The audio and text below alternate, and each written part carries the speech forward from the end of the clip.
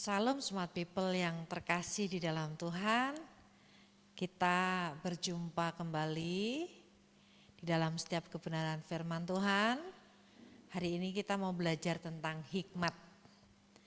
Tetapi sebelumnya kita berdoa terlebih dahulu. Mari kita bersatu hati dalam doa. Biarlah kasih dan kebaikan Tuhan terus menyertai dalam setiap hidup kami, hikmat marifat menjadi bagian atas hidup kami dan kami semua dapat boleh menerima hikmat yang daripada Tuhan dengan sempurna. Berikan buat kami Bapa supaya kami dapat boleh menjalani kehidupan kami seturut kehendak dan rencana daripada Bapa sendiri. Kami persilahkan kuasa Roh Kudus bekerja atas kami, pemirsa yang mendengarkannya, menjangkau di kedalaman hati kami yang paling dalam, yang tidak terjangkau oleh tipu daya dunia ini, dan kami dipenuhi oleh hikmat-Mu. Kami menyerahkan sepenuhnya setiap pemberitaan kebenaran firman-Mu saat ini, dengan kuasa otoritas di dalam nama Yesus, kami siap bersama-sama mendengarkan kebenaran firman-Mu. Kita yang sepakat bersama-sama katakan haleluya. Amin. Ya. Puji Tuhan. Saudaraku, orang cerdas itu belum tentu berhikmat. Tetapi kalau orang berhikmat, saya yakin pasti memiliki suatu kecerdasan, ya. Hikmat kita tidak dapat dari fakultas manapun karena tidak ada jurusannya. Tetapi kita percaya hikmat itu kita peroleh dari Tuhan karena sumbernya daripada Tuhan sendiri. Ya, gitu. Mari kita membaca Alkitab dari Amsal 3 ayat yang ke-13. Kita mau baca sama-sama kebenaran firman Tuhan ini. Berbahagialah orang yang mendapat hikmat, orang yang memperoleh kepandaian. Kita baca kembali ayat yang ke-18 sampai ayat yang ke-26. Ayat 18, ia menjadi pohon kehidupan bagi orang yang memegangnya, siapa yang berpegang padanya akan disebut berbahagia. Dengan hikmat Tuhan telah meletakkan dasar bumi, dengan pengertian ditetapkannya langit. Dengan pengetahuannya air samudra raya awan menitik embun. Hei anakku, janganlah pertimbangkan dan kebijaksanaan itu menjauh dari matamu, peliharalah itu. Maka itu akan menjadi kehidupan bagi jiwamu dan perhiasan bagi lehermu. Maka engkau akan berjalan di jalanmu dengan aman dan kakimu tidak akan terantuk. Ayat 24, jika engkau berbaring, engkau tidak akan terkejut, tetapi engkau akan berbaring dan tidur nyenyak. Janganlah takut kepada kekejutan yang tiba-tiba atau kepada kebinasaan orang fasik bila itu datang. Ayat yang terakhir, karena Tuhanlah yang akan menjadi sandaranmu dan akan menghindarkan kakimu dari jerat. Ayat ini begitu panjang. Tetapi Bapak Saudara kita tahu bahwa hikmat di dalam bahasa Ibraninya adalah khokmah yang berarti sangat berhati-hati, bertindak bijaksana, ya, menjadi ahli dalam segala hal. Di dalam bahasa Yunaninya itu Sophia. Sophia berarti adalah bagaimana seseorang berbicara dengan segala ketajaman untuk membedakan, untuk mempertimbangkan, bertindak hati-hati dan selalu waspada. Saudara, hikmat kemampuan akal budi yang dianugerahkan oleh Allah kepada orang yang hidup takut akan Tuhan tentunya. Sehingga kita bisa membedakan mana yang baik, mana yang kurang baik. Kita dapat boleh bertindak dengan bijaksana dan berhati-hati. Satu contoh di dalam 1 Raja-Raja 3 ayat yang ke-9, firman Tuhan katakan, 1 Raja-Raja 3 ayat yang ke-9, Maka berikanlah kepada hamba-Mu ini hati yang paham meninggal perkara untuk menghakimi umat-Mu, dengan dapat membedakan antara yang baik dan yang jahat. Sebab siapakah yang sanggup menghakimi umat-Mu yang sangat besar ini? Saudaraku yang dikasihi Tuhan, Salomo meminta hikmat dari Allah, tetapi justru dia bukan hanya mendapatkan hikmat. Ada suatu bonus, yaitu kekayaan, kejayaan, dan panjang umur. Yuk kita sama-sama minta kepada Tuhan, supaya apa yang kita minta, ya pasti kita percaya Tuhan beri. Ada sebuah ilustrasi saudaraku, ada seorang ayah yang memiliki 2 anak laki-laki. Sebelum tua dan sebelum meninggal, ayahnya ini memiliki pesan kepada kedua anak laki-lakinya. Ayahnya berkata, "Nak, gunakanlah uang ini sebagaimana mestinya supaya kamu berhasil. Tetapi ingat, kalau kamu membuka usaha, jangan sampai matahari menyengat di kepalamu." Saudara, pesan itu tentunya diresponi oleh kedua anaknya dengan cara yang berbeda. Anak pertamanya mengingat dan melaksanakan tugas serta pesan yang mulia yang disampaikan oleh ayahnya. Ketika dia mau datang ke tempat usahanya, anak pertamanya selalu membawa persediaan payung dan topi. Gimana caranya? Supaya kepalanya tidak tersengat matahari. Tetapi anak keduanya berbeda. Anak keduanya menanggapi dan meresponi akan apa pesan yang disampaikan oleh ayahnya. Anak yang kedua, dia bangun lebih pagi, berangkat ke tempat usahanya lebih pagi sebelum matahari terbit dan pulang setelah matahari terbenam. Apa hasilnya? Di antara mereka berdua tentunya memiliki suatu hasil yang berbeda.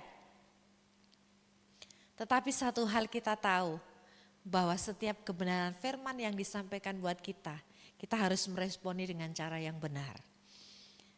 Setiap pesan yang Tuhan sampaikan buat kita harus minta hikmat untuk memahami supaya seperti percis, pas ya, seperti apa yang Tuhan mau sampaikan sehingga sampai kepada sasaran dan tujuan apa yang Tuhan mau.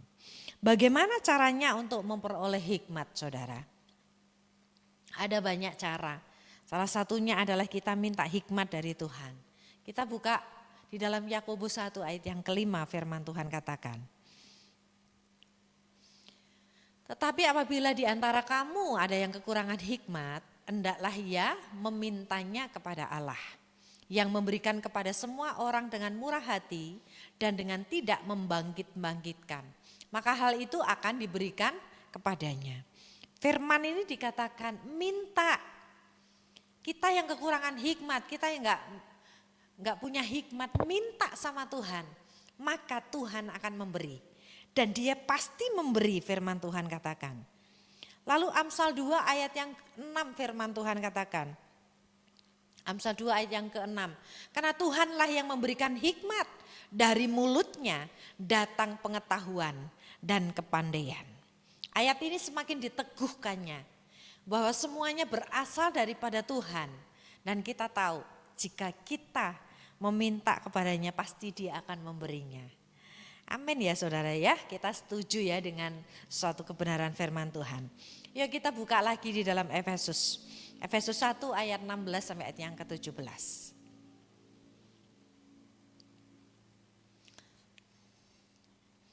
Efesus 1 ayat yang ke-16 dan ayat yang ke-17. Kita baca bersama-sama saudara supaya kita dapat boleh terus memahami setiap kebenaran firman Tuhan ya. "Aku pun tidak berhenti ya mengucap syukur karena kamu, dan aku selalu mengingat kamu dalam doaku." Ayat yang ke-17. "Dan minta kepada Allah Tuhan kita Yesus Kristus, yaitu Bapa yang mulia itu, supaya ia memberikan kepadamu roh hikmat dan wahyu untuk mengenal Dia dengan benar. Ternyata Bapak Saudara yang kasih Tuhan, pengenalan kita akan Tuhan, kita dapat boleh memahami jalan-jalannya Tuhan. Itu salah satunya adalah kasih karunia dan hikmat daripada Tuhan. Keren ya. Kita sebagai orang Kristen itu segala yang kita butuhkan. Pengenalan kita terhadap firman, pengenalan kita terhadap jalan-jalannya Tuhan, bagaimana Tuhan berkarya bekerja atas hidup kita. Jika kita tahu, kita memahami, kita dapat boleh bertumbuh oleh karena kebenaran firman itu. Itu juga hikmat daripada Tuhan. Ya, itulah sebabnya kita terus pegang teguh di hadapan Tuhan ya. Karena Dia segala yang kita butuhkan ada di dalam kehidupan Bapa kita. Yang kedua, takut akan Allah. Takut akan Allah adalah sumber daripada hikmat. Amsal 9 ayat yang ke-10 firman Tuhan katakan. Amsal 9 ayat yang ke-10. Permulaan hikmat adalah takut akan Tuhan dan mengenal yang Maha Kudus adalah pengertian. Keren di dalam ayat ini. Mazmur 25 ayat yang ke-14. Ya, Tuhan bergaul karib dengan orang yang takut akan Dia dan perjanjiannya diberitahukannya kepada mereka. Siapa yang gak senang kalau kita dibukakan rahasia, kalau kita dikasih tahu tentang rahasia-rahasianya Tuhan, tentang kehidupan hari ini maupun masa depan, tentang kehidupan orang-orang yang kita sayangi, kita cintai di sekeliling kita. Tentang karya Tuhan, tentang kebaikan Tuhan. Tentang apa lagi? Tentang masa depan mungkin bagi bangsa ini. Tentang situasi kondisi mungkin apa yang akan terjadi di dalam kehidupan kita, keluarga kita. Mungkin pekerjaan kita. Ketika anak kita mau sakit mungkin. Kita sudah tahu terlebih dahulu. Siapa? Dari mana? Ya Tuhan. Iya Yesus yang kita sembah, yang memberitahukan kepada kita. Saudara, kadang-kadang ketika orang-orang yang kita layani, orang-orang yang ada dekat, punya hubungan dekat dengan kita, enggak harus keluarga. Ketika ada sesuatu hal, Roh Kudus tiba-tiba membisikkan sesuatu di dalam hati kita. Kadang-kadang saya sebagai seorang gembala, tengah malam jam 2, jam 3 dibangunkan Tuhan. Tiba-tiba ada satu nama muncul di dalam hati saya. Iya, sebuah dorongan, doakan dia, topang dia, tolong dia, sebut namanya, berikan kekuatan dia. Kadang-kadang ketika ada orang yang memiliki suatu persoalan, tiba-tiba di dalam hati saya ini berkata, WA dia, telepon sekarang, seperti itu. Saudara, menurut kekuatan kita manusia sangat terbatas. Saya sebagai seorang gembala, banyak pekerjaan, banyak yang saya pikirkan. Tetapi jika Tuhan yang sudah ada, jika Roh Kudus yang sudah berbicara dalam hati kita untuk berbuat sesuatu supaya kita dapat boleh menunaikan tugas tanggung jawab dengan baik sebagai gembala atau sebagai mentor atau sebagai kakak rohani, ya taat aja, setia aja. Itulah karya Tuhan yang terjadi dalam kehidupan kita. Karena kita tahu firman ini ya dan amin, ya gitu. Yang ketiga, untuk menerima hikmat. Yang ketiga adalah dengan kerendahan hati. Kita buka Amsal 11 ayat yang kedua. Amsal 11 ayat yang kedua, jikalau keangkuhan tiba juga cemooh, tetapi hikmat ada pada orang yang rendah hati. Saudara, untuk menjadi sosok pribadi yang rendah hati itu enggak gampang. Karena kita manusia itu kan ego kita, kesombongan kita itu lebih tinggi dari apa yang terjadi sesungguhnya. Tetapi firman Tuhan katakan orang yang rendah hati adalah orang yang akan menerima hikmat daripada Tuhan. Saat kita merendahkan hati kita, kita mengesampingkan ego kita. Kita juga harus membuang jauh-jauh kehidupan dari kesombongan. Kenapa kadang-kadang kita ini harus ditundukkan oleh Tuhan dengan suatu persoalan, gimana caranya supaya kita itu merendahkan hati dan merendahkan diri di bawah kaki salib Tuhan. Karena sebenarnya pada dasarnya manusia itu memiliki suatu keangkuhan dan kesombongan. Sehingga persoalan kadang-kadang membuat kita ini tiarap bahasanya tuh. Membuat kita ini ditundukkan, ditaatkan. Bagaimana caranya? Mau gak mau supaya kita memiliki suatu kerendahan hati. Firman Tuhan ya dan amin. Orang yang rendah hati dikasihi oleh Allah. Dalam Yakobus 4 ayat yang ke-6 bagian B. Tuhan membimbing dan mengajar orang yang rendah hati. Mazmur 25 ayat yang ke-9. Ada begitu banyak ayat-ayat yang memberikan kepada kita. Tuhan menghidupkan orang yang rendah hati. Di dalam Yesaya 57 itu. Ya, barang siapa yang merendahkan hati akan ditinggikan. Kita tahu itu di dalam Matius 23. Orang yang rendah hati pasti akan ditinggikan. Namanya jabatan, namanya kemuliaan, datangnya semua dari Tuhan. Makanya saya percaya jika ada di antara kita, ada waktunya untuk kita itu di atas. Bagaimana orang respect sama kita, bagaimana kita ditempatkan di posisi yang terbaik. Kadang-kadang kita gak paham, ya seharusnya saya gak ada di tempat itu. Tapi seandainya juga kita tidak meminta tetapi kita mendapatkan suatu kemuliaan. Tugas tanggung jawab mungkin yang mulia, kedudukan atau berkat yang melimpah atau kasih karunia yang lain. Mungkin tiba-tiba kita dipakai oleh Tuhan menjadi alat di tangannya untuk melakukan perkara-perkara besar yang kita tidak pernah doakan sekalipun. Bahkan yang tidak pernah kita pikirkan, kita percaya bahwa semua hal yang terjadi karena ada suatu kemungkinan karena kerendahan hati di dalam diri kita. Ya, kita belajar dari setiap kebenaran firman Tuhan supaya Tuhan mengaruniakan hal-hal besar dalam diri kita. Yang keempat yaitu kita dapat hikmat itu karena firman Tuhan. Kita membuka di dalam 2 Timotius 3 ayat yang ke-15.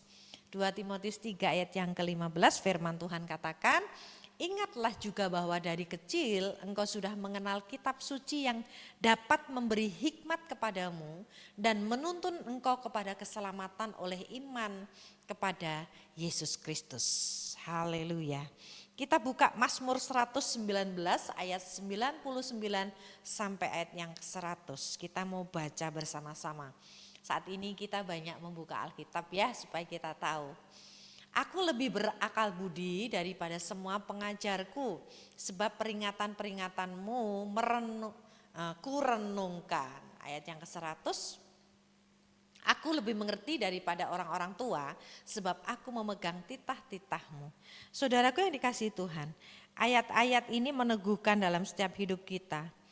Aku lebih mengerti, kata Daud, daripada orang-orang tua, sebab aku memegang titah-titahku. Kebenaran firman Tuhan bukan hanya menjadi sulu, bukan hanya menjadi rema, bukan hanya menjadi pelita ketika kita berjalan maju ke depan. Tetapi firman itu adalah memberikan pengertian ketika kita memegang perintah-perintah Tuhan, merenungkan siang dan malam. Maka ada supranatural yang terjadi dalam hidup kita. Ada kekuatan-kekuatan yang di luar daripada kemampuan yang Tuhan kerjakan atas hidup kita. Yang kelima, bergaul karib dengan orang bijak. Nah, kita membuka Alkitab kita dari Amsal 13 ayat yang ke-20 firman Tuhan katakan. Siapa bergaul dengan orang bijak menjadi bijak, tetapi siapa berteman dengan orang bebal menjadi malang.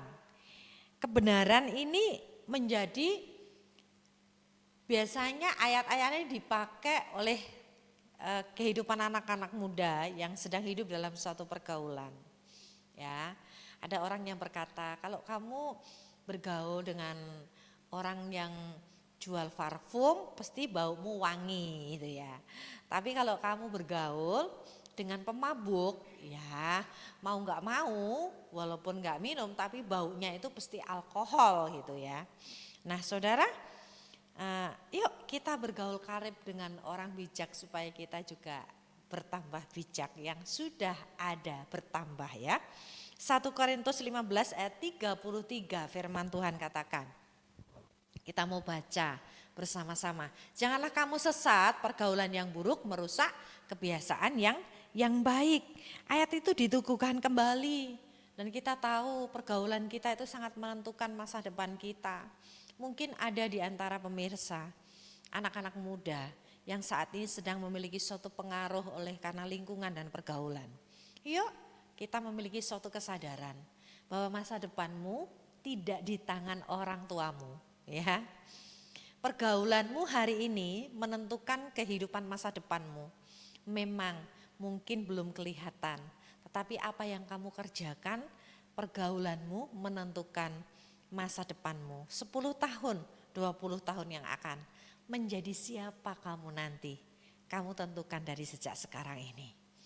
Wanita-wanita yang hebat, mungkin di luar sana yang saat ini sedang terprovokasi dengan berbagai macam pengaruh gadget atau tayangan-tayangan yang ada di TikTok, yang ada di YouTube, di televisi, yang mempengaruhi, yang menggerus keimanan kita, yang menjadikan kita itu menjadi orang yang rapuh dan gampang putus asa.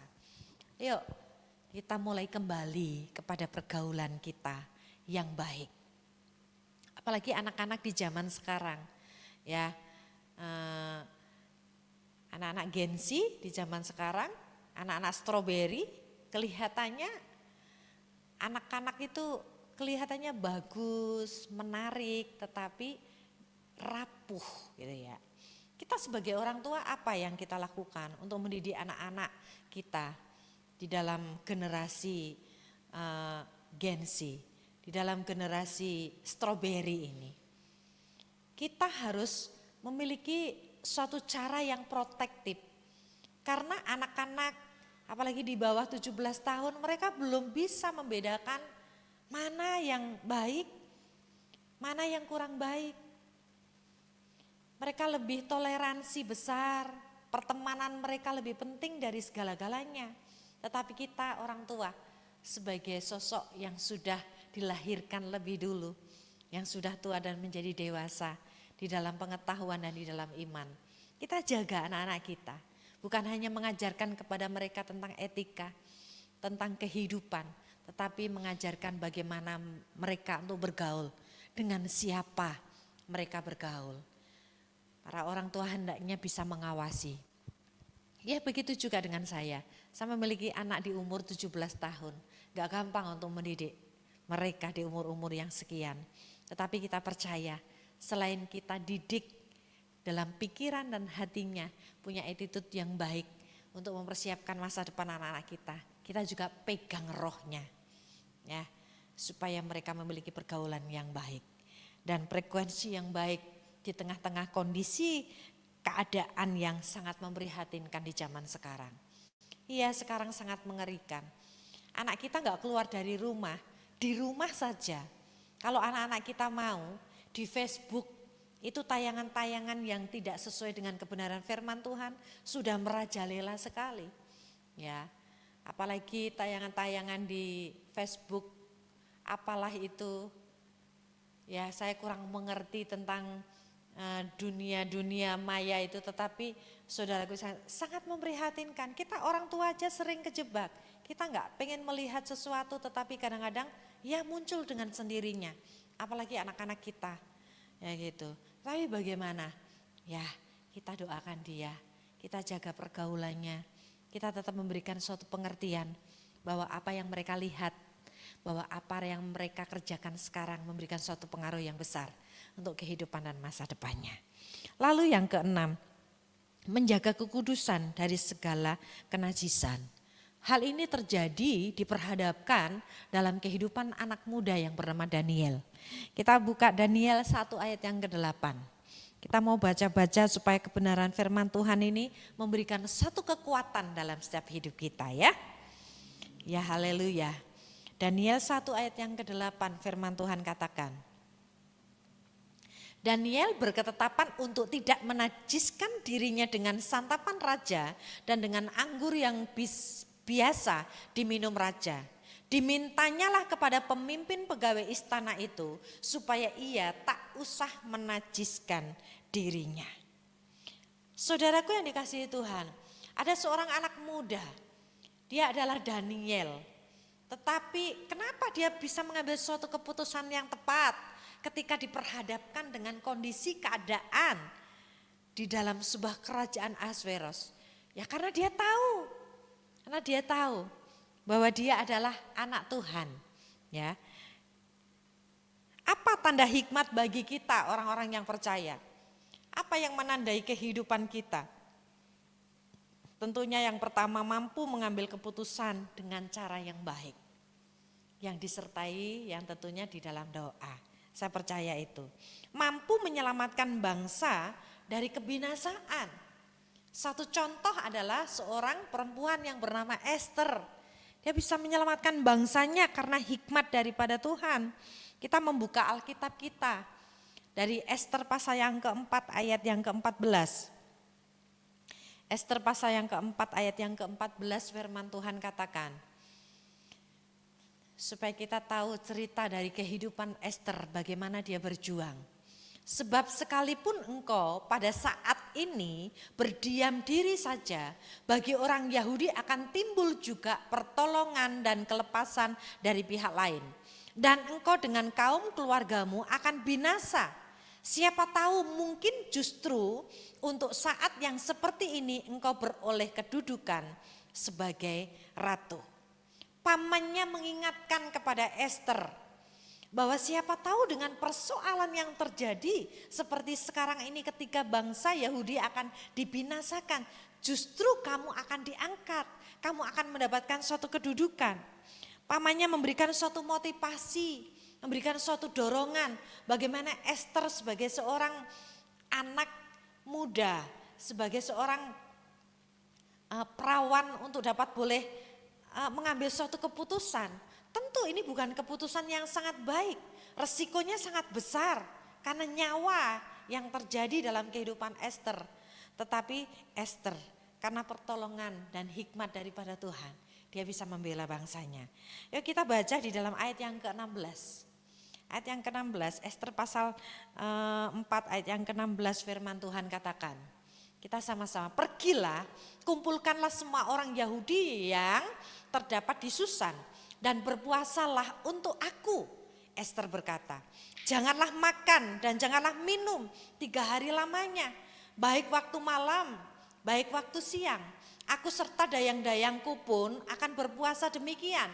Dan kemudian aku akan masuk menghadap raja. Sungguh pun berlawanan dengan undang-undang. Kalau terpaksa aku mati, biarlah aku mati. Saudara, jika ada wanita muda yang punya tekad kuat seperti seorang Esther, tentunya dia memiliki suatu keimanan yang luar biasa. Ini tidak semua orang berkata mengorbankan nyawanya. Jika aku harus mati, ya biarkan aku mati. Berkorban, mungkin orang tua mengorbankan hidupnya demi masa depan anaknya, mungkin akan dilaksanakan. Atau anak demi orang tuanya. Atau orang-orang yang kita cintai yang ada di sekeliling kita. Ya aku kehilangan apa-apa, gak apa-apa deh. Asalkan anakku, asalkan suamiku, asalkan istriku, asalkan orang tuaku tidak terjadi apa-apa. Tetapi saudara, ini satu bangsa dan gak gampang, taruhannya nyawa. Tetapi saudara, tiba-tiba di dalam setiap kondisi keadaan yang sangat mengerikan, satu bangsa yang akan dibinasakan itu, Esther memiliki suatu keberanian yang lebih lagi untuk menghadap Persia. Ini gak gampang. Untuk menghadap Raja Ahasveros dibutuhkan suatu proses yang begitu panjang. Tetapi ada suatu hal keteladanan dalam kehidupan Esther. Kalau ada masalah besar, Berarti penting juga ya kita doa puasa seperti Esther. 3 hari 3 malam, kira-kira gitu.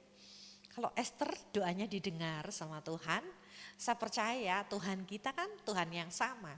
Allah kita Allah yang sama, yang disembah sama Esther juga yang kita sembah di dalam Yesus Kristus. Sehingga kita pasti mendapatkan suatu berkat yang sama. Pasti kita akan mendapatkan suatu jawaban yang sama. Yuk kita buka di dalam Esther pasal 7 ayat 1 sampai ayat yang ke-7. Kita baca bersama-sama ayat ini saudara ya, supaya kita dapat boleh memahami. Ya, ayat ini agak kurang panjang sekali. Esther 7 ayat 1 sampai yang ke-7. Tapi kita enggak apa-apa lah ya, supaya kita dapat boleh tahu gitu ya. Ya, kata Esther, datanglah raja dengan Haman untuk dijamu oleh Esther sang ratu. Pada hari yang kedua itu, sementara minum anggur, bertanyalah pula raja kepada Esther, apakah permintaanmu, hai Ratu Esther, niscaya akan dikabulkan? Dan apakah keinginanmu sampai setengah kerajaan sekalipun akan dipenuhi? Wow, ya mantap nih ayat 2 nih. Siapa yang gak seneng nih ya, tetapi kan Esther sudah berjuang terlebih dahulu. Ayat yang ketiga, ayo kita baca sama-sama. Maka jawab Esther sang ratu, ya raja, jika hamba mendapat kasih raja dan jika baik pada pemandangan raja, karuniakanlah kiranya kepada hamba nyawa hamba atas permintaan hamba dan bangsa hamba atas keinginan hamba. Ayat yang keempat, karena kami hamba serta bangsa hamba telah terjual untuk kepunahan, dibunuh dan dibinasakan. Jikalau seandainya kami hanya dijual sebagai budak laki-laki atau perempuan, niscaya hamba akan berdiam diri. Tetapi malapetaka ini tiada taranya di antara bencana yang menimpa raja. Ayat yang kelima.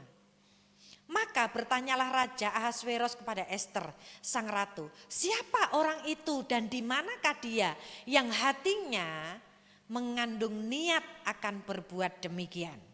Ayat yang keenam, lalu jawab Esther, penganiayaan dan musuh itu ialah Haman, orang jahat ini. Maka Haman pun sangatlah ketakutan di hadapan raja dan ratu. Ayat yang terakhir. Lalu bangkitlah raja dengan panas hatinya daripada minum anggur dan keluar ke taman istana. Akan tetapi Haman masih tinggal untuk memohon nyawanya kepada Esther sang ratu. Karena ia melihat bahwa telah putus niat raja untuk mendatangkan celaka kepadanya. Saudaraku yang dikasihi Tuhan, ini suatu perkara yang mustahil, gak mungkin rasa-rasanya. Karena Haman itu adalah kaki tangannya Raja Ahasveros. Jadi kemungkinan besar seharusnya Raja Ahasveros itu membela Haman. Tetapi seandainya itu tidak terjadi, dan akhirnya Esther yang dibela dan Raja Ahasveros itu mendengarkan apa yang disampaikan oleh Esther, itu merupakan suatu keajaiban.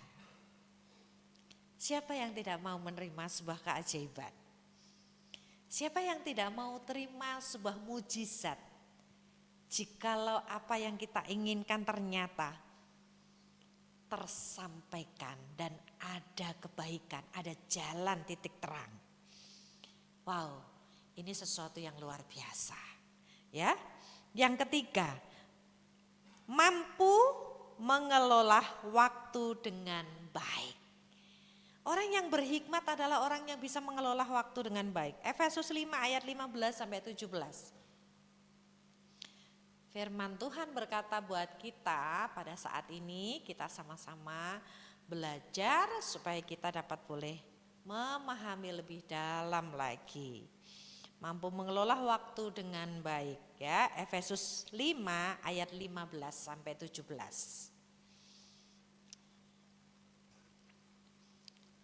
Ya, Saudara, kita baca. Karena itu, perhatikanlah dengan seksama bagaimana kamu hidup. Janganlah seperti orang bebal, tetapi seperti orang arif. Ayat 16. Dan pergunakanlah waktu yang ada karena hari-hari ini adalah jahat. Ayat 17.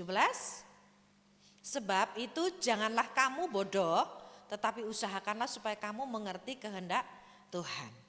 Saudara, ayat ini kita sangat tahu persis bagaimana di zaman akhir-akhir ini untuk kita dapat boleh mempergunakan waktu dengan bijaksana.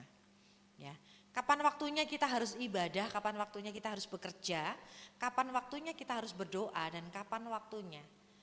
Kalau di dalam pengkhotbah semua ada waktunya. Tetapi apakah semua waktu, semua kesempatan, setiap hari kita diberikan seluruhnya kita manusia ada 24 jam. Ya, selama 1 minggu berarti hitungannya sama. Jika orang lain dengan waktu yang sama bisa berhasil, bisa berdoa, bisa pelayanan, bisa baca Alkitab, bisa melakukan ini itu. Bagaimana dengan kita, pertanyaannya? Apakah kita asik dengan Facebook? Scroll, apakah kita asik dengan TikTok, melihat bagaimana komen-komen orang dan lain sebagainya? Apakah kita asik dengan hal-hal yang sia-sia, yang mungkin tidak membangun kehidupan kita? Iya, Pengkhotbah 3 ayat 1, semua segala sesuatu ada waktunya. Ya, bahwa di bawah kolong langit ini semua ada waktunya. Tetapi saudara, yuk kita dapat boleh mempergunakan waktu dengan baik. Yang keempat, mampu mengadili dan memerintahkan bangsa dengan sangat adil. Dia adalah Salomo. Kenapa Salomo dapat boleh memerintah dengan adilnya? Salomo dapat memiliki suatu hikmat, mengubah 3.000 Amsal menjadi suatu nyanyian. Ya, dia memiliki suatu nyanyian 1.005 nyanyian yang dapat boleh kita nyanyikan pada hari ini. Tuhan adalah gembalaku, takkan kekurangan aku. Banyak hal, saudaraku yang dikasihi Tuhan. 2 Raja-Raja 4 ayat 29 sampai 32. Ini adalah suatu peristiwa bagaimana ada seorang ibu yang 2 wanita yang kehilangan bayinya.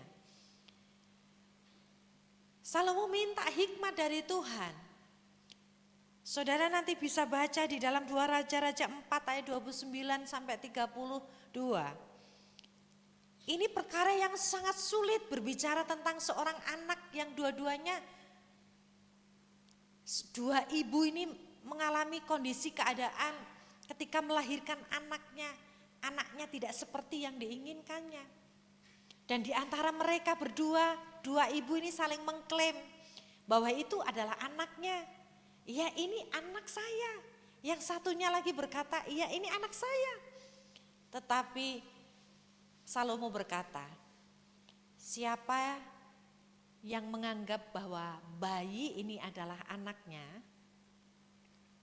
belah anak itu jadi 2, maka akan berbuat adil. Tetapi apa yang terjadi? Ibu yang asli, ibu yang melahirkan bayi itu mengangkat tangannya dan berkata, biarkan anak itu hidup, gak apa-apa bahasanya, aku rela aja.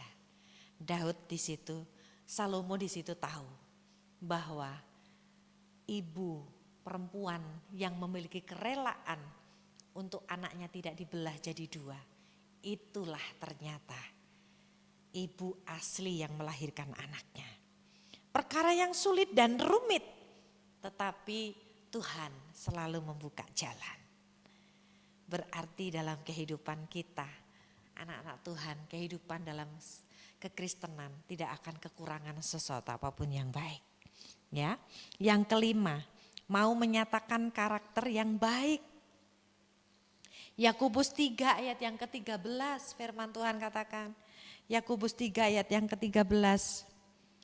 Ya, firman ini memberitahukan kepada kita, siapakah di antara kamu yang bijak dan berbudi. Baiklah ia dengan cara hidup yang baik menyatakan perbuatannya oleh hikmat yang lahir dari kelemah lembutan. Saudara, seseorang yang punya hikmat adalah yang mampu menyatakan karakter yang baik. Orang berhikmat, dia tidak bisa diukur dengan fisik, dengan pencapaian materinya, dengan pencapaian kekayaan dan prestasinya, tetapi dengan karakternya. Ya, hikmat berasal dari Allah, bersifat memberikan suatu kemurnian, ketulusan, yaitu pencapaian di dalam sebuah perdamaian di dalamnya. Ramah, penurut, ya, penuh belas kasihan. Saya percaya kalau kita dapat boleh menjalankan semua kebenaran firman Tuhan, dampak dari hikmat itu dapat boleh mempengaruhi kehidupan kita. Ya, apa dampaknya? Cakap, memutuskan banyak perkara. Dalam kehidupan ini kan gak sesederhana yang seperti yang kita bayangkan, ya. Menimbang segala sesuatu, memutuskan banyak perkara, ya, mampu melihat hal yang baik dan yang benar, dapat memecahkan suatu persoalan-persoalan yang sulit, ya, dan mengetahui jalan keluarnya. Ia juga mampu bertahan dan cerdas dalam setiap menghadapi persoalan, tidak rapuh dan cengeng dalam menghadapi situasi dan kondisi. Saudaraku, Tuhan menyingkapkan pewahyuan dan pengertian yang luar biasa kepada Daniel, karena dia adalah orang yang diberikan hikmat. Daniel 2 ayat 21 sampai 23. Dia dapat boleh mengalami suatu perubahan yang luar biasa. Boleh mengartikan mimpi raja. Tidak ada satupun orang di zamannya yang bisa mengartikan mimpi Raja Fir'aun. Tetapi kenapa itu kok bisa? Ya, karena Daniel adalah salah satu orang yang diberikan hikmat daripada Tuhan. Ya, orang lain mempersoalkannya, tetapi Daniel tidak demikian. Kenapa? Dia mendapatkan sesuatu. Yuk kita baca aja kali ya. Kita baca sebagai ayat yang terakhir. Daniel 2 ayat 21 sampai 23.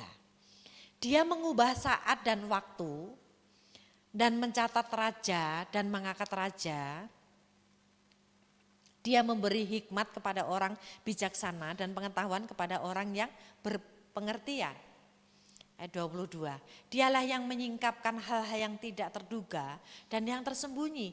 Dia tahu apa yang ada di dalam gelap dan terang ada padanya. Ayat 23. Ya Allah nenek moyangku, kupuji dan kumuliakan engkau sebab engkau mengaruniakan kepadaku hikmat dan kekuatan. Dan telah memberitahukan kepadaku sekarang apa yang kami mohon kepadamu.